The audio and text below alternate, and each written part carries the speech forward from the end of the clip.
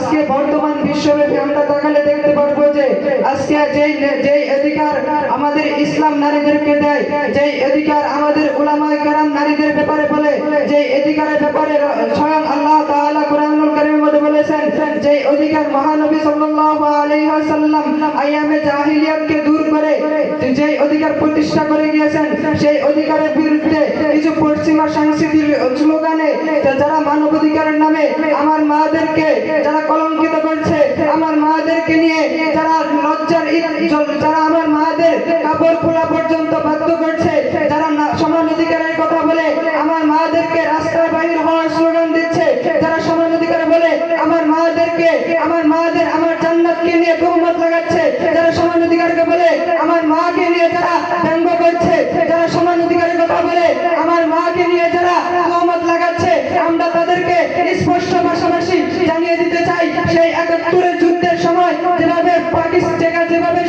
যারা স্বাধীনতাকামী যোদ্ধা ছিলেন তারা যেভাবে বলেছিলেন আমরা এখন পাকিস্তানি হানাদার পাকিস্তানি জাহেল আমাদের কাছ থেকে যেরকম ভাবে মুক্তি পেয়েছি, যেরকম ভাবে রক্তদানের মাধ্যমে আমরা মুক্তি পেয়েছি, সেরকম ভাবে আমরা ভারত সাম্রাজ্যে অন্তর্ভুক্ত হব না। ঠিক এই স্পষ্ট ভাবে আমরা এই ২৪-এর গণঅভ্যুত্থানের বাংলাদেশে ওই শাহবাগীদেরকে আমরা স্পষ্ট জানিয়ে দিতে চাই, আমরা ১৬ বছর ভারতের নির্যাতন সহ্য করেছি, ১৬ বছর ভারতের নির্যাতন সহ্য করেছি। শাপলা চত্বরে আমরা হাজার উলামায়ে কেরাম একত্রিত হয়ে নিজের জীবনের বিনিময়ে এই ভারত সাম্রাজ্যবাদকে নির্মূল করেছি। ২৪ সালের এই গণঅভ্যুত্থানে বাংলাদেশে আমরা বলে দিতে চাই, আমাদের মা বোনদেরকে নিয়ে যারা আলোচনায় চলছে, আমাদের মা বোনদেরকে যারা পর্দার ব্যাপারে নিষেধাজ্ঞা প্রদান করতেছে, তারা যেন স্পষ্ট মনে থাকে ১৬ বছর আমরা ভারতের দালালি করেছি, ১৬ বছর আমরা ভারতের জুলুমের মধ্যে শিকার হয়েছি। এখন আমরা আর পশ্চিমা সাম্রাজ্যের মধ্যে আমরা লিপ্ত হতে চাই না। আমরা স্পষ্ট পাশাপাশি জানিয়ে দিতে চাই, আমরা যেরকম ভাবে ভারতের বিরুদ্ধে রুখে দাঁড়িয়েছি, এখন যদি কেউ রাষ্ট্রীয় ক্ষমতায় বসে কেউ যদি রাষ্ট্র পরিচালনার নামে আমাদেরকে পশ্চিমা সাম্রাজ্যের মধ্যে আবদ্ধ করতে চায়, আমরা যেভাবে ভারতকে রুখে দিয়েছি, আমরা সেভাবে আমরা কিছু অবদ্ধ বাংলাদেশে, আমরা আবু সাইদের বাংলাদেশে, আমরা মুক্তুর রক্তমেলা বাংলাদেশে আমরা সেই পশ্চিমা সংস্কৃতিকে নির্মূল করে দিব। সেই আফগানের দিকে যেরকম ভাবে পাকিস্তান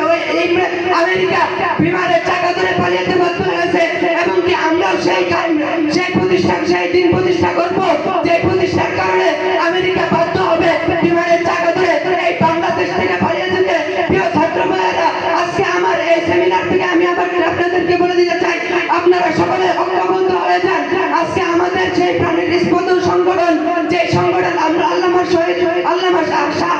সাহেবের হাত ধরে গেছে, সেই আল্লামা শফি সাহেবের সেই প্রাণের স্পন্দন সংগঠন নিয়ে শাহবাগীর উম্মে ফারহানা তারা বলেছে, ইম্মে ফারহানা বলেছে, হেফাজত শুধু নারী কমিশনের বিরুদ্ধে নয়, হেফাজত পুরো নারী জাতির বিরুদ্ধে, এটা বলে আমাদের সেই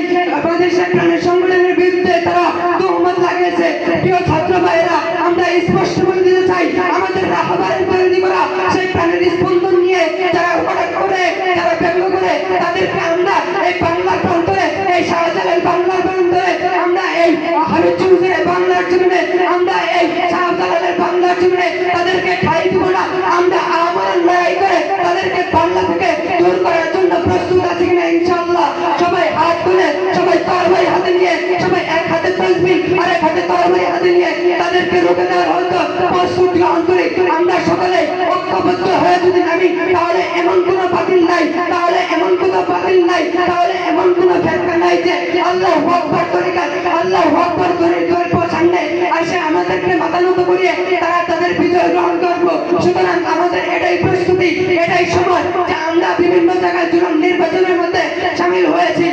আর আমরা তাদেরকে সুযোগ দিতে চাই না যে আমাদের উপর তারা নির্যাতন করবে, আমার মাদেরকে নিয়ে তারা রাস্তাঘাটে ব্যঙ্গ করবে, আমরা এটা আর চাই না। আজ থেকে আমরা প্রস্তুতি গ্রহণ করি, আজ থেকে আমরা এই সেমিনার থেকে ইমানি দীপ্ত শক্তি নিয়ে আমরা আজ থেকে নিয়োগ করি, যেখানে আমাদের মা বোনদেরকে নিয়ে, যেখানে আমার ধর্মকে নিয়ে তারা ব্যঙ্গ করবো, সেখানে আমরা ইমানি দীপ্ত শক্তিতে আমরা রুখে দাঁড়াতে পারবো কিনা ইনশাআল্লাহ। সবাই তৈরি আছি তো ইনশাআল্লাহ।